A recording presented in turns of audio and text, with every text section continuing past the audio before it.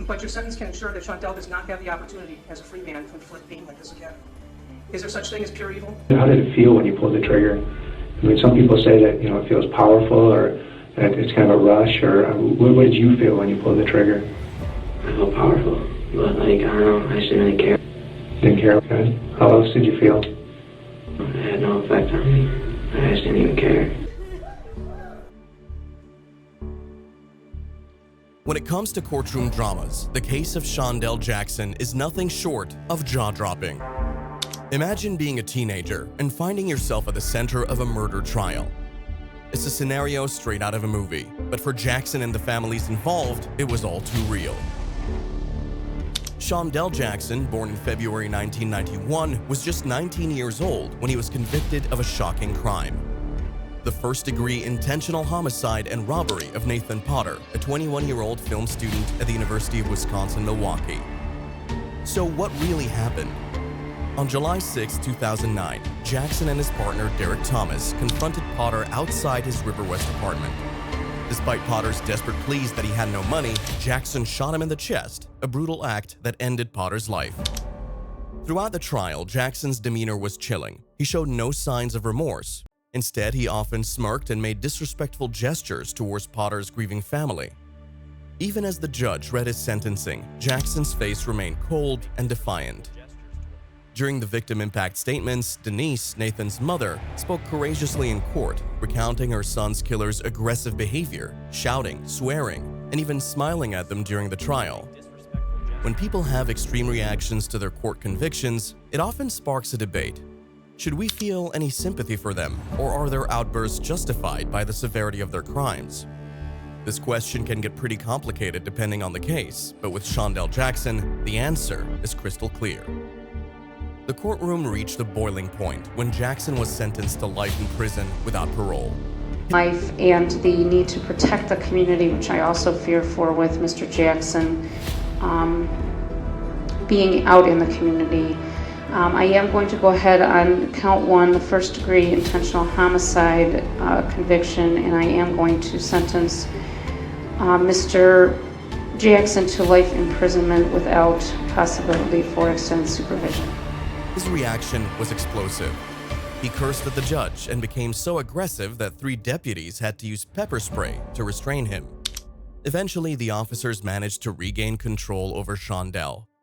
They helped him to his feet, handcuffed him, and escorted him out of the courtroom even as he continued to resist. In the background, you could hear the heart-wrenching cries of a woman, likely Shondell's mother, expressing her deep sorrow. She seemed to blame Nathan's family for her son's sentencing.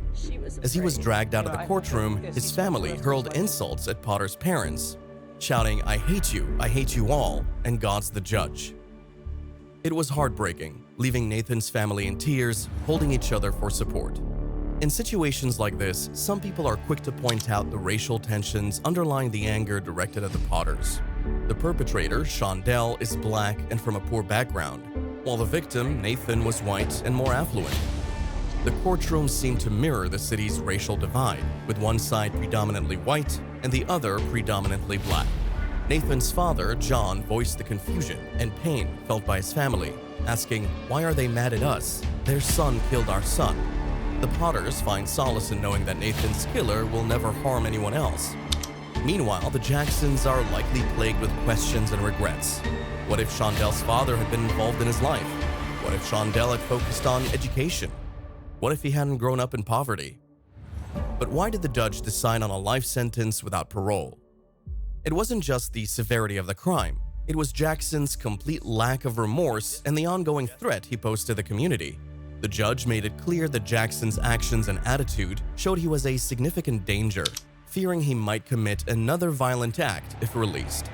As for Derek Thomas, Jackson's accomplice, he received a lighter sentence of 12 years after pleading guilty to felony murder. The court saw Thomas as a follower, not the main perpetrator, which influenced the judge's decision. The emotional weight of the trial was immense, especially for Nathan's younger sister, who was visibly frightened by Jackson's violent outburst. The chaos in the courtroom highlighted the profound impact of Jackson's actions on both families. Some might argue that a life sentence was harsh for someone so young, but Jackson's complete lack of remorse, the brutality of his crime, and the need to protect the community justified it.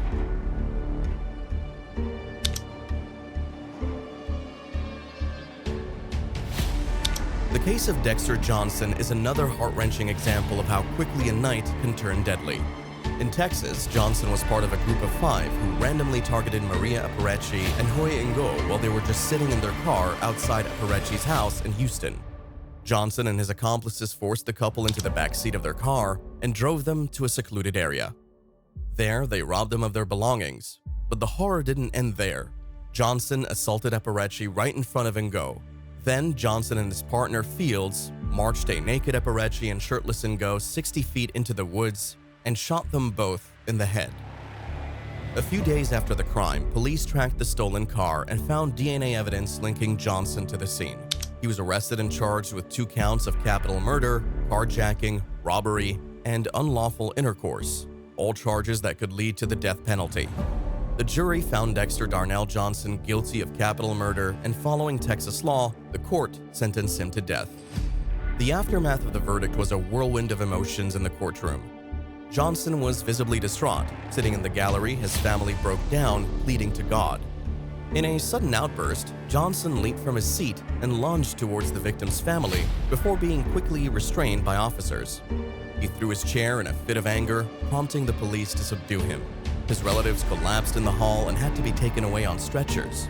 The young mother of Johnson's toddler daughter lay on the floor, moaning and almost breathless, begging for mercy. Johnson was ultimately restrained and removed from the courtroom. Years later, the case took another turn. Johnson was 18 when he received his death sentence. 13 years later, in 2019, a federal court halted his execution, citing his intellectual disability, which made him ineligible for the death penalty. The case of Mackenzie Shirilla, famously dubbed Hell on Wheels, is as shocking as it is tragic.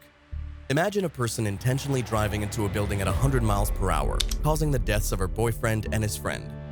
This wasn't a mere accident, it was a deliberate act of murder. On the early morning of July 31st, 2022, a then 17-year-old Shirilla was behind the wheel of her Toyota Camry.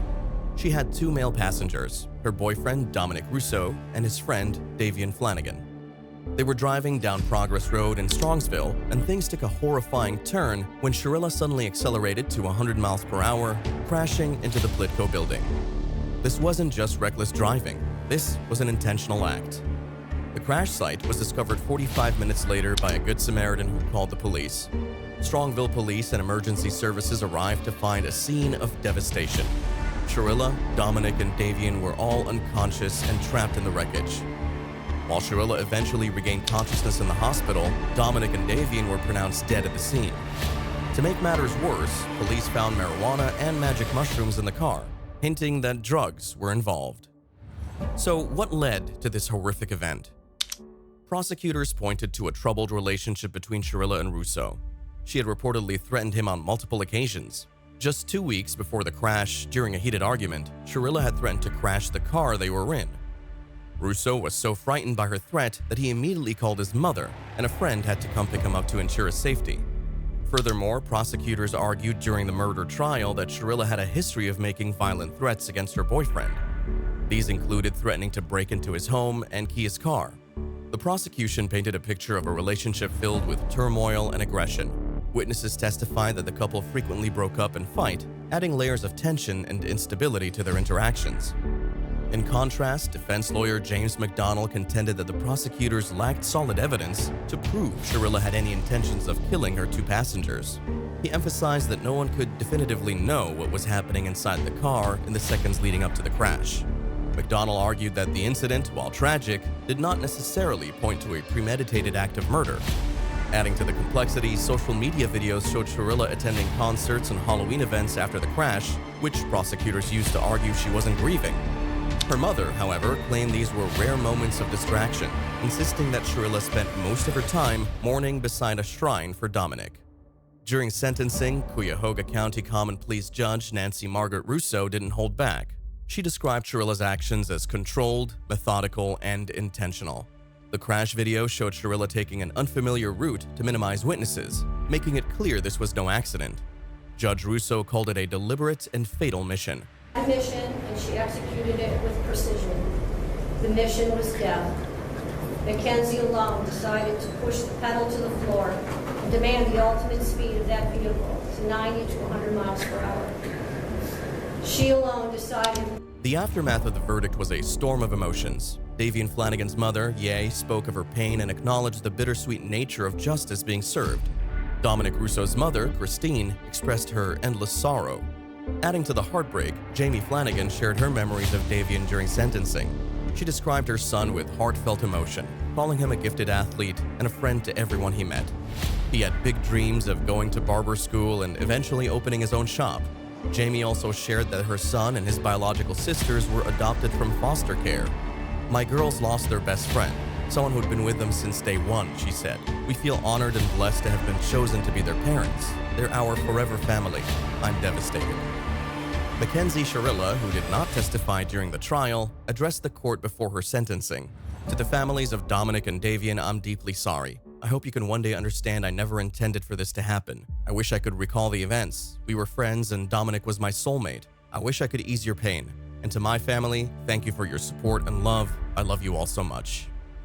For the murders of Dominic Russo and Davian Flanagan, Mackenzie Sharilla received concurrent 15-year to life sentences.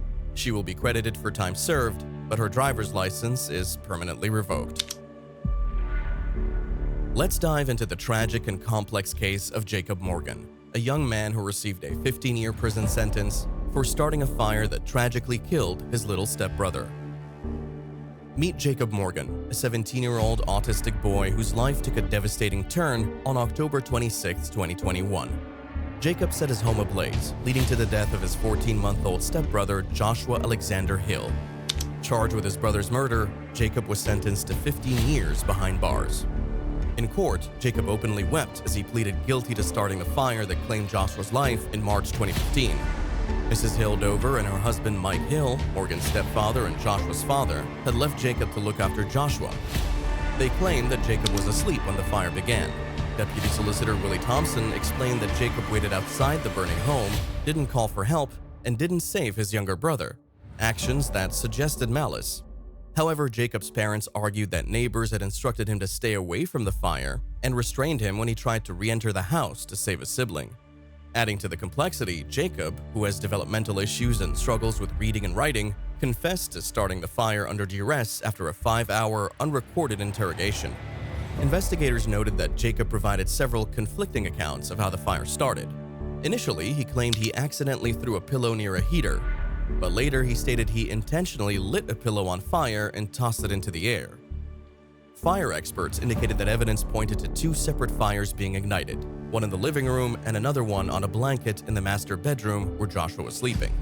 Prosecutors also highlighted that Jacob had admitted to police his fascination with fire and confessed to setting another fire in the house 2 weeks earlier. Jacob Morgan is acutely aware of the catastrophic mistake he made, one that took an innocent life. His emotional response, marked by praying and crying as the judge delivered the sentence, clearly showed his deep regret. Despite his remorse, the judge displayed little sympathy, declaring this: "That's intent. That's maliciousness. That's malicious." Instead of offering leniency, the judge imposed a harsh lesson on the realities of life with a 15-year prison sentence, stressing that Jacob must take responsibility for his actions. The fear on Jacob's face and the sorrow in his cries serve as a stark reminder of the consequences of his reckless decisions. The judge concluded with this: "So therefore, I am going to find that there is probable cause to charge the individual with the found over for General Sessions Court for both charges." Let's talk about Jamel Demons, but you might know him better as YNW Melly. This South Florida rapper's name has been all over the news because he's facing some incredibly serious charges for a double homicide that happened back in 2018.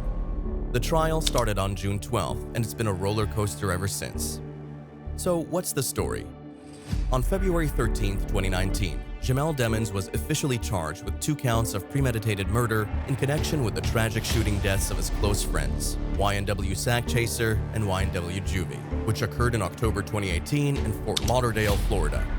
The authorities alleged that Melly conspired with fellow YNW rapper Cortland Malik Henry, also known as YNW Portland, to stage the double murder of Anthony Dondre Williams, or YNW Sack Chaser, and Christopher Thomas Jr., or YNW Juvie, making it appear as if they were fatally injured in a drive-by shooting. The bodies of Thomas and Williams were found shot to death. Melly's co-defendant, Cortland Henry, or YNW Portland, drove them to the hospital, saying they were victims of a drive-by. But here's the twist. Evidence shows the shots came from inside the car. Prosecutors believe Melly fired the shots and then got out of the car before Henry reached the hospital. Even surveillance footage from the hospital shows the emergency room entrance, with staff rushing to check the victims in the car. The video quality isn't great, but you can see people moving stretchers in and out. On the day he turned himself in, February 13, 2019, Melly announced on his Instagram, "No, I did not get locked up in Washington, but I'm turning myself in today.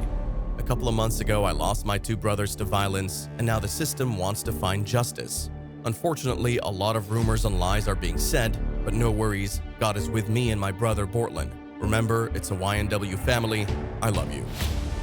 Just a few days later, on February 22, 2019, Complex reported that both Demmons and Henry were also suspects in the fatal 2017 shooting of off-duty Indian River County Sheriff's Deputy Gary Chimbliss in Gifford. Fast forward to November 30th, 2021, when Demmons' double murder trial was set to begin on March 7th, 2022. However, the trial faced numerous delays and was reset for May 23rd, 2022, and then again pushed back to June 6, 2022.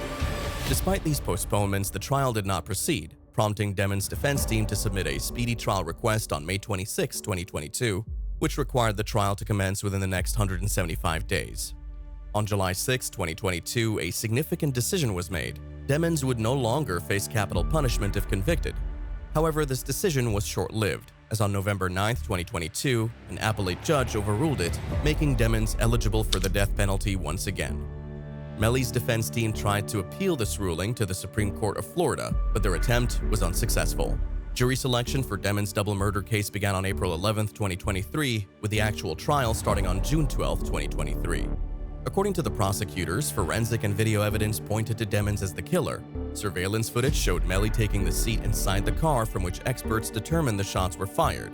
Despite Demmons alleging that the victims died as a result of a drive-by shooting, prosecution evidence indicated that the fatal shots had come from inside the car.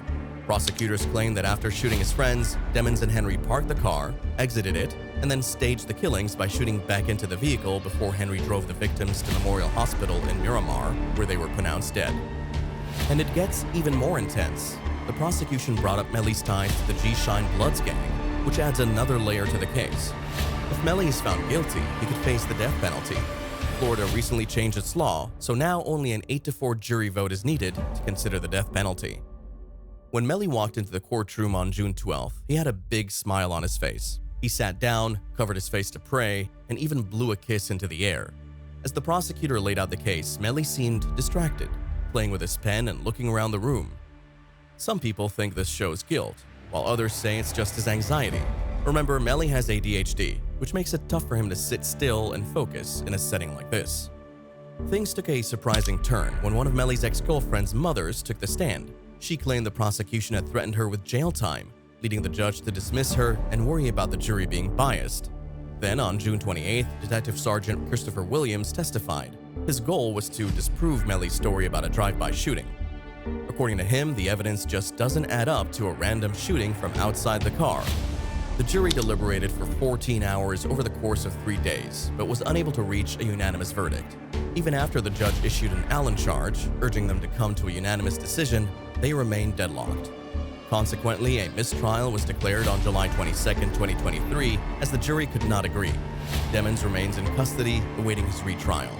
On September 22, 2023, Broward Circuit Judge John Murphy declined to grant the rapper bond as he awaits a new trial, which was initially set for October 2, 2023. In January 2024, the trial was put on hold indefinitely after a judge's ruling to suppress a promotional video about Melly's life from evidence prompted prosecutors to file an appeal.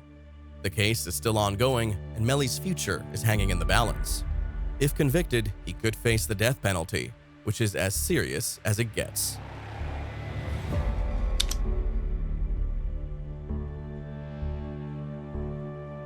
Higher power is Damon Kemp. God! God! God! God! Meet Damon Kemp, a man at the center of a chilling double murder case in Florida. On the night of December 7, 2018, Kemp allegedly shot and killed Trey Ingram and Jordan Payton at an apartment in Daytona Beach. Ingram and Payton were roommates, and Kemp was known to stay there occasionally. When a Daytona Beach police officer arrived, he knocked on the door but got no response. Then he noticed a bullet hole. Pushing the unlocked door, something was blocking it. After putting their shoulders into it, they managed to move it slightly, and an officer peeked around to see not one, but two bodies. One was Trey Allen Ingram, a former high school football standout from Palm Beach County, attending Bethune-Cookman College. The other was Jordan, a childhood friend of Trey's who was visiting. A witness had heard the shots and called the authorities, describing the sound as very loud pops. The bodies were discovered 14 hours after neighbors heard the gunshots. By then, Kemp had already been arrested for an unrelated armed break-in at another apartment in the complex. So what happened next? Kemp was arrested and charged with murder and armed burglary. During a bond hearing, Kemp was wheeled in, strapped to a chair, repeatedly shouting God. It was clear God!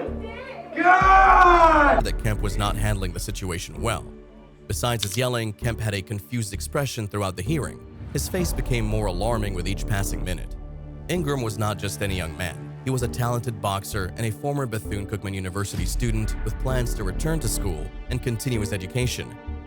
Kemp, who was also a former BCU student, shared a similarly promising background. How could such promising lives take such a dark turn? Eventually, Kemp was found guilty of 2 counts of second-degree murder and was sentenced to 3 consecutive life terms in prison. His wild expressions and outbursts during the trial were truly disturbing to witness. But unfortunately, this was not the first time a convict lost control in the courtroom. It's a sobering reminder of how quickly life can fall apart.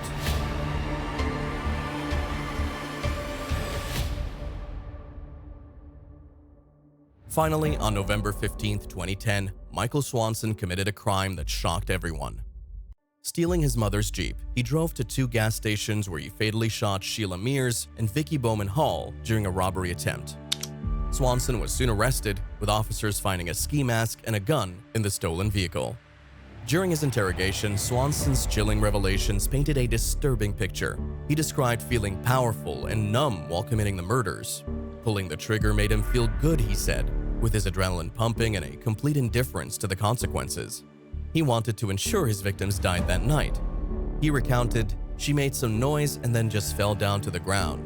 I walked out and went to the car." Swanson was charged with robbery and first-degree murder. His defense initially sought an insanity plea, highlighting his history of untreated mental health issues. They argued he couldn't be held legally responsible for a condition he was born with. A doctor testified that Swanson was likely to commit violent acts without antipsychotic medication.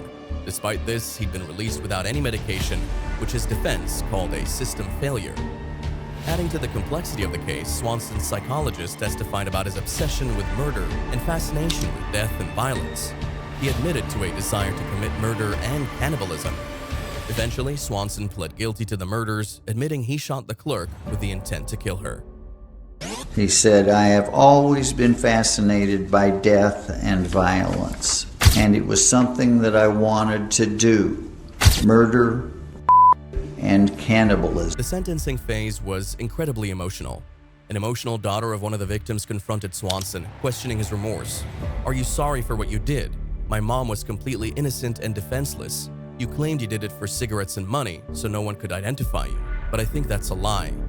The husband of another victim was too distraught to speak, so the prosecutor read his statement. The judge addressed Swanson directly, who shockingly found the situation amusing. The judge, however, was stern, calling the act a cold-blooded murder and dismissing the defense's insanity claim. Swanson received 2 life sentences for the murders. Even as he left the courtroom, he showed no remorse. Michael Swanson will spend the rest of his life in prison for these cold-blooded murders. The case leaves a lasting impression of the horrors that can arise from untreated mental health issues and the devastating impact of violent crime on innocent lives. How did it feel when you pulled the trigger? I mean, some people say that, it feels powerful or that it's kind of a rush, or what did you feel when you pulled the trigger? I felt powerful, but I don't know, I just didn't really care. You didn't care? Okay. How else did you feel? It had no effect on me. I just didn't even care. thank you for watching this deep dive into some of the most shocking courtroom cases we've seen. But here's a question to consider. Do you believe that our justice system adequately addresses the mental health issues of those on trial? Share your thoughts in the comments below. We'd love to hear your perspective. If you enjoyed this video, please give it a thumbs up and don't forget to subscribe to our channel.